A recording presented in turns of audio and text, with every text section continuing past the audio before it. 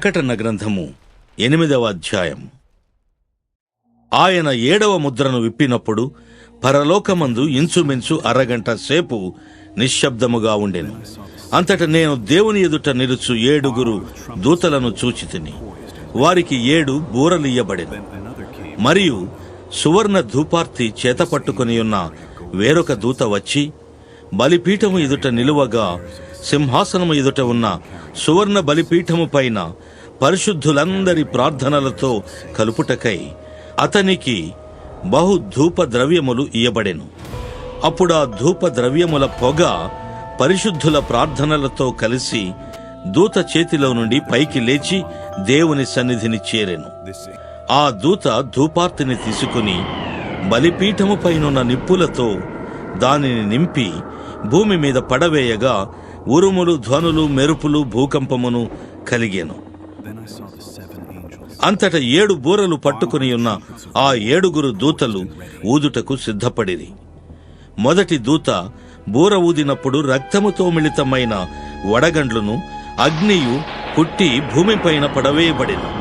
అందువలన భూమిలో 3వ భాగము కాలిపోయెను, చెట్లలో 3వ భాగమును కాలిపోయెను, పచ్చగడ్డి అంతయు కాలిపోయెను.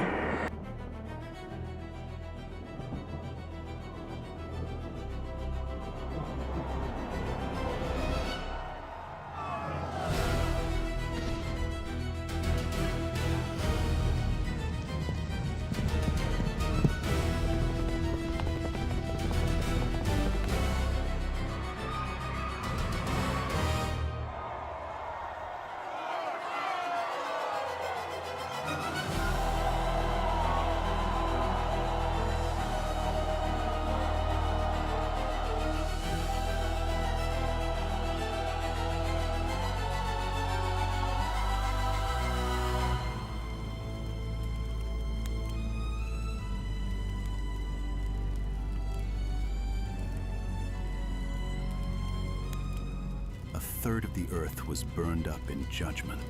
Then I turned, and another angel lifted its trumpet.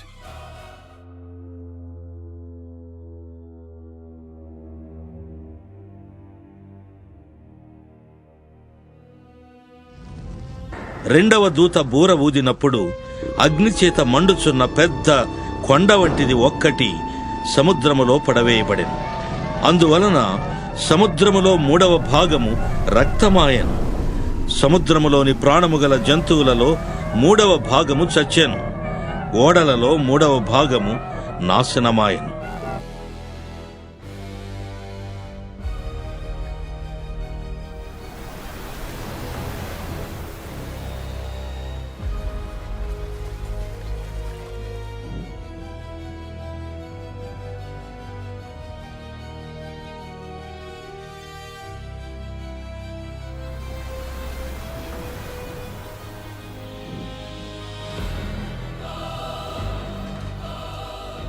A third of the sea turned into blood.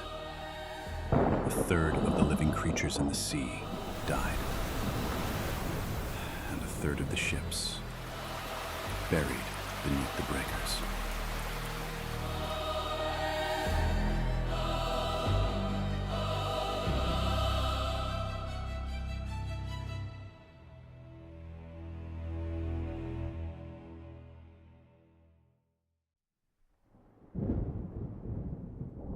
మూడవ దూత బూర ఊదినప్పుడు దివిటి వలె మండుచున్న ఒక పెద్ద నక్షత్రము ఆకాశము నుండి రాలి నదుల 3వ భాగము మీదను నీటి బుగ్గల మీదను పడెను. ఆ నక్షత్రమునకు మాచిపత్రి అని పేరు. అందువలన నీళ్లలో 3వ భాగము మాచిపత్రి ఆయెను. నీళ్లు చేదైపోయినందున వాటి వలన మనుషులలో అనేకులు చచ్చిరి.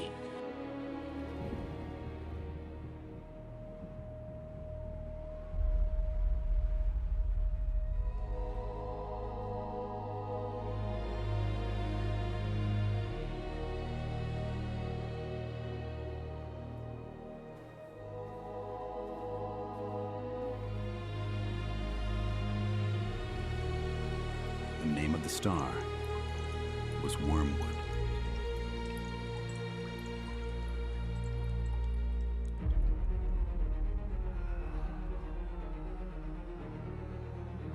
It polluted the rivers, and people perished.